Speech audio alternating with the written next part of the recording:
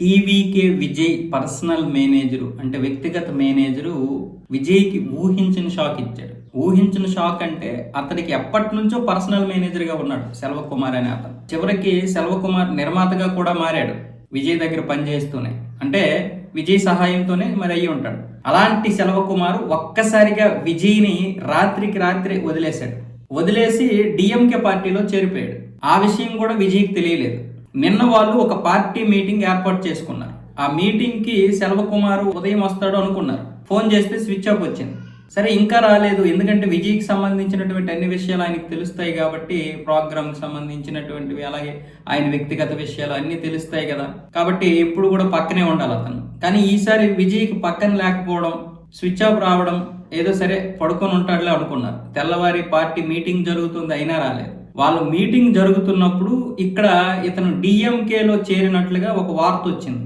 ఆ తర్వాత అది కన్ఫర్మేషన్ అయింది. ఆ తర్వాత మీడియాలో కూడా ఫోటో వచ్చింది, చేరినట్లుగా న్యూస్ వచ్చింది. దాంతో విజయ్కి అయితే షాక్. నేను అతనికి ఏం తక్కువ చేశాను అన్న విధంగా విజయ్ అయితే అంటున్నాడు. అయితే ఇతడేమంటున్నాడంటే, ఈ పర్సనల్ మేనేజర్ సెల్వకుమార్, మాకు అక్కడ ప్రాధాన్యత లేకుండా పోతుంది. అన్నా డిఎంకే నుండి వచ్చినటువంటి ఇద్దరు నేతలు మొత్తం అన్ని చూసుకుంటున్నారు, దాంతో మాకు ప్రాధాన్యత లేదు, పార్టీలో చేరినటువంటి వారికి ప్రాధాన్యం లేదు, మొదటి నుండి కష్టపడుతున్నటువంటి అభిమానులకి లేకపోతే కార్యకర్తలకి ప్రాధాన్యత లేకుండా పోతుంది.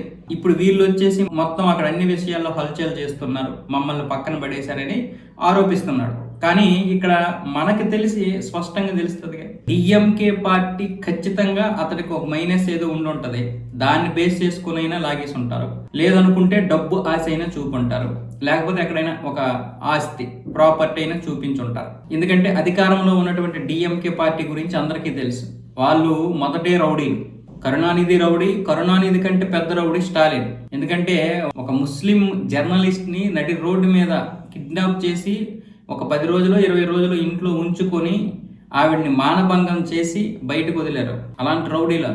ఈ విషయం తమిళనాడులో ఎవరిని అడిగినా చెప్తారు. అంత పెద్ద రౌడీ స్టాలిన్. అలాంటి వాడు ఎలా బెదిరిస్తాడో మనకు అర్థం కాదా.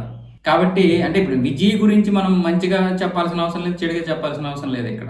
కానీ ఒక వ్యక్తిగత మేనేజర్, విజయ్ లాంటి పెద్ద హీరోకి ఒక మేనేజర్గా ఉన్న వ్యక్తి వెంటనే రాత్రికి రాత్రి ఎలా మారిపోతాడు?